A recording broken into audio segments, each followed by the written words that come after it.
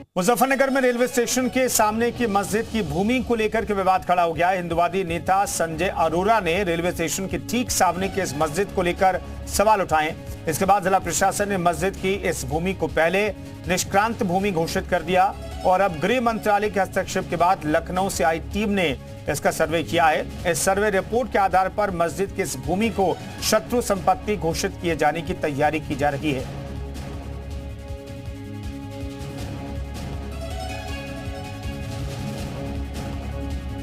इसका जो व्यवसायीकरण किया जा रहा है वो गलत है। उसके अंदर दुकानें बना दी गई और जिस तरीके से वहां 5 स्टार होटल नुमा बनाया गया है वो मस्जिद नहीं है।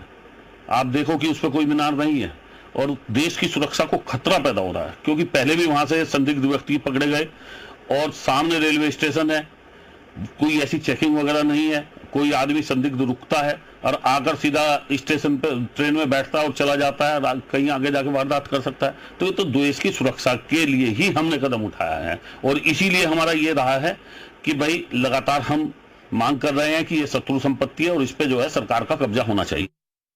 रुस्तम अली खान ने वक्फ करी थी जो लियाकत अली खान के फादर थे, ठीक है, तो उन्होंने वक्फ किया और उनकी यहीं मौत हुई है और यहीं उनका इंतकाल हुआ है। तो इस वजह से लियाकत अली खान के पास ये ज़मीन आई ही नहीं। अगर उनके पास आती और वो पाकिस्तान जाती तो ये शत्रु संपत्ति में आती।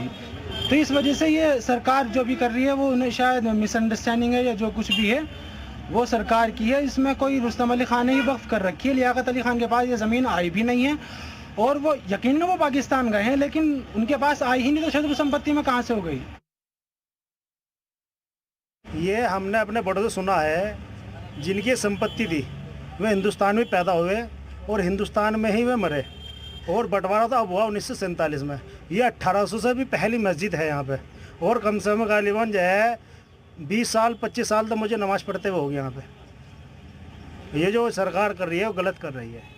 ये पॉलिटिक्स के चक्कर में धर्म को बीच में ले रही है।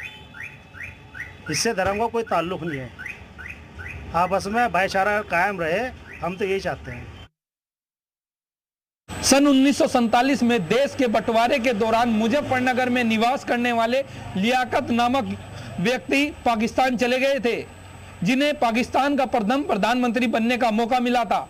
मुजफ्फरनगर में इनकी कुछ संपत्तियां थी जिन्हें जिला प्रशासन द्वारा शत्रु संपत्ति घोषित करने की तैयारियां शुरू कर दी है। रेलवे स्टेशन के ठीक सामने भी एक संपत्ति जो कि मस्जिद के रूम में खड़ी है, उसे फिलहाल जिला प्रशासन द्वारा निष्क्रांत संपत्ति घोषित कर दिया गया है। गृह विभाग के हस्तक्षेप के बाद इस संपत्ति का सर्वे दोबारा से शुरू करा दिया गया है। गृह मंत्रालय द्वारा जल्द ही इसकी जांच कराकर इसे भी शत्रु संपत्ति घोषित करने की तैयारियां की गई है। अंकित मित्तल, जी मीडिया, मुजफ्फरनगर। अंकित मित्तल हमारे सहयोगी फोन लाइन पर मौजूद हैं। अंकित, मुस्लिम पक्ष कह रहा है कि शत्रु संपत्ति नहीं है क्योंकि जिसकी जमीन थी वो यहीं पैदा हुए, यहीं पर उनकी मौत हुई है, तो फिर किस आधार पर कहा जा रहा है कि ये शत्रु संपत्ति है मस्जिद की जमीन? जी बिल्कुल, मैं आपको बता दूं ये जो मस्जिद है रेलवे स्टेशन के ठीक सामने मस्जिद है और जो लियाकत अली थे पाकिस्तान के प्रधानमंत्री, उनके पिता रुस्तम अली के नाम पे ये मस्जिद है। उनके नाम पे ही जो डॉक्यूमेंट है उसमें चढ़ी हुई है, जिसको लेकर जो हिंदू संगठन राष्ट्रीय संगठन है एक हिंदू, उसमें संजय अरोरा उसके अध्यक्ष, उन्होंने शिकायत जिलाधिकारी को की थी जिसपे जांच हुई और ये निष्क्रांत संपत्ति घोषित हुई। निष्क्रांत के बाद भी ये लोग लगातार शिकायतें करते रहे। तब इसमें गृह विभाग ने हस्तक्षेप किया और सर्वे करने के लिए टीम भी लखनऊ में दिल्ली से मुजफ्फरनगर पहुंची थी और सर्वे करवा लिया गया। अब लगातार जिस तरीके से हिंदू संगठनों का विरोध प्रदर्शन चल रहा है, डीएम कार्यालय पे धरना प्रदर्शन भी हुआ, उसके बाद से लगातार कोशिशें जारी है और लगता है कि जिस तरीके से हिंदू संगठन और सरकार की जांच चल रही है, कहीं ना कहीं ये संपत्ति जो है उसे शत्रु संपत्ति घोषित कर दिया जाएगा। जबकि मस्जिद में नमाज पढ़ने वाले मुतवल्ली उन लोगों का कहना है कि जो रुस्तम अली थे वो भारत में ही पैदा हुए और उनकी डेथ भी भारत में ही हुई, इसलिए शत्रु संपत्ति नहीं कही जा सकती।